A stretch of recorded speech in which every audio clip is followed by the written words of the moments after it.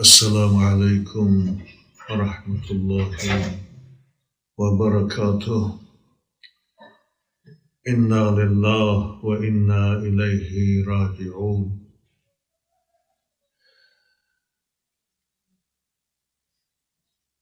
چند روز پیش خبری وفات ناگهانی عالم بزرگوار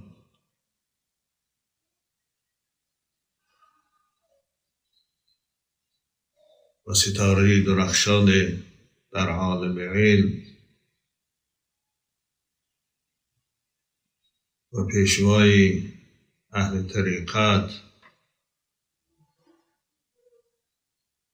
و عالم متدین و فقیه توانا دام الله حاج حکمت الله و همه جا پهن گشت و دلهای عاشقان علم و معرفت را مجروح ساخت، غمگین ساخت و این خبر ناگهانی وقتی که به ما هم رسید به خاطر احترامی که به ایشان داشتیم خیلی هم غمگین گردانید. بنابر از این فرصت که الان دست یافتم برای خاندان بزرگوار، خصوصا برای فرزنداش قاری محمد جان و دیگران و همسر عزیزش، این مصیبتی بزرگ و این از دست دادن پدر مهربان و استاد بزرگوارشان را تسلیت عرض میکنم.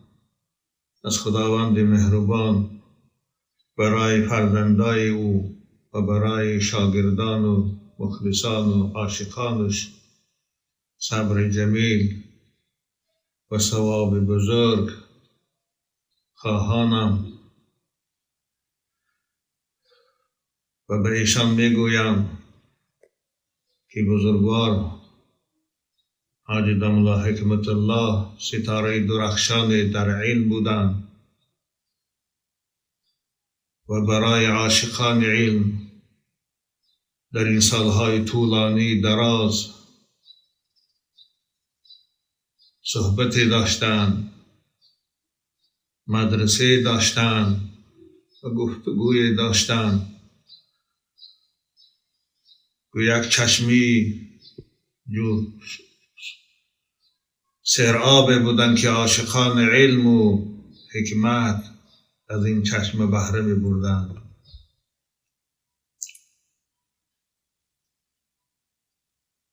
فرزندان ایشان انشاءالله امید دارم که جاینشینی خوب برای حضرت دام الله می گردند، زیرا که چگونه شنیدم هر کدام ایشان صاحب علم، قاری و حافظی کلام الله هم.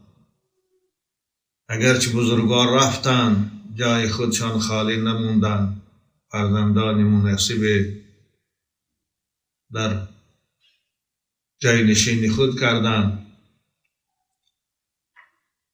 و از خداوند بار دیگر هم برای حضرت دام الله این سفر را دعا میکنم که سفر عروسی و سفر رسیدن به سوی معشوقش گردانده باشد، زیرا مرگ این فنا نیست، مرگ دوست به دوست میرساند. حضرت علی رضی الله تعالی عنه میفرمایند العلماء باقون ما دام الدهر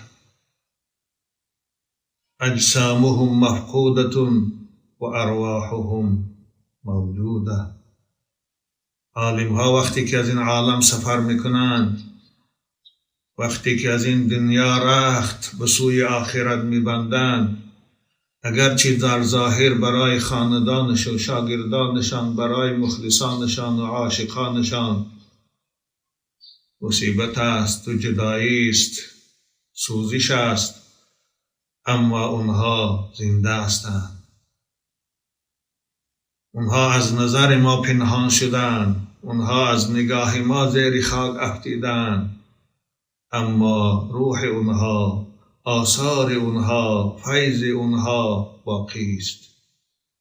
انشاءالله حضرت دام الله اگرچه ظاهرا رفتن در نواری از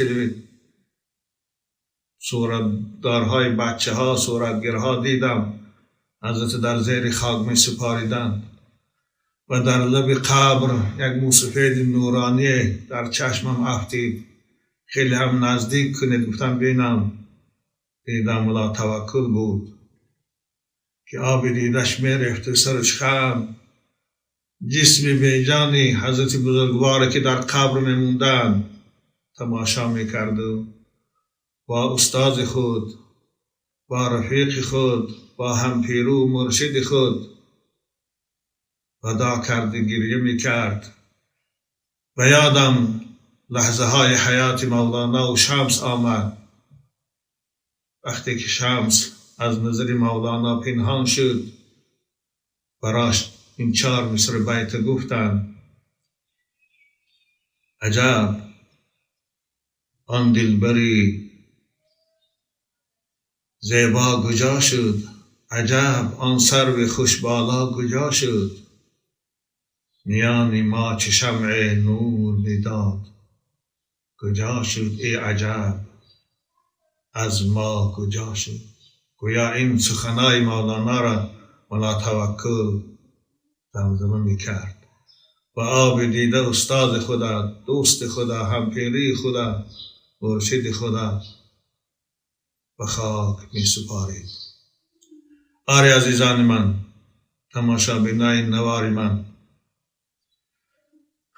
از خداوند برای همه شما صبر جمیل و دعا میکنم که برای این داملای بزرگوار باز جای نشینان خوب در این جامعه ما پیدا سازد. آره رفتن این داملا رفتن علم است، از بین رفتن او از بین رفتن تعلیم است. مانند که ابن عباس رضی الله تعالی عنه حضرت زید ابن ثابت در خاک می سپاریدن، حضرت عبدالله ابن عباس با اشک چشم گفتند: من سره ان یرا کیف ذهاب العلم، کسی می خواهد که ببیند علم از جامعه چگونه می رود، از بین چگونه می رود، از دنیا چگونه می رود، فلینظر هکذا ذهاب. ببینه گفتن این رفتن زید ابن ثابت از بین ما رفتن علم بود. آره هر یکی از این علماها صاحبان علم وقتی که از بین می روند فرق ندارد او کی است، خواه علم زیادی دارد مثل داملا بارین یا علمی که می دارد، هر کدام اونها رفتن علم در هر کدامش بوی دارند، به اندازه علم خود تأثیر دارند، فیض دارند. از این جهت بار دیگر به فرزندان استاد داملا حکمت الله، به خاندانش، به مخلصانش، به عاشقانش این مرگ ناگهانی و رفتن استاد بزرگوارشان را تسلیت میگویم. از خداوند برای همشان صبر جمیل و ثواب بزرگ و جاینشین خوب بودن برایشان نصیب بگرداند. و خواهانم دعا میکنم خداوندا مانند ملا حکمت الله در جامعه ما باز تو قادر هستی، توانا هستی، دانشمندان خوب، عالمان خوب برای هدایت مردم به وجود بیار، به دنیا بیار. إنا لله وإنا إليه راجعون. اللهم اغفر له وارحمه وأكرم نزله ووسع مدخله. اللهم نقه من الذنوب والخطايا كما ينقى الثوب الأبيض من الدنس. آمين يا رب العالمين.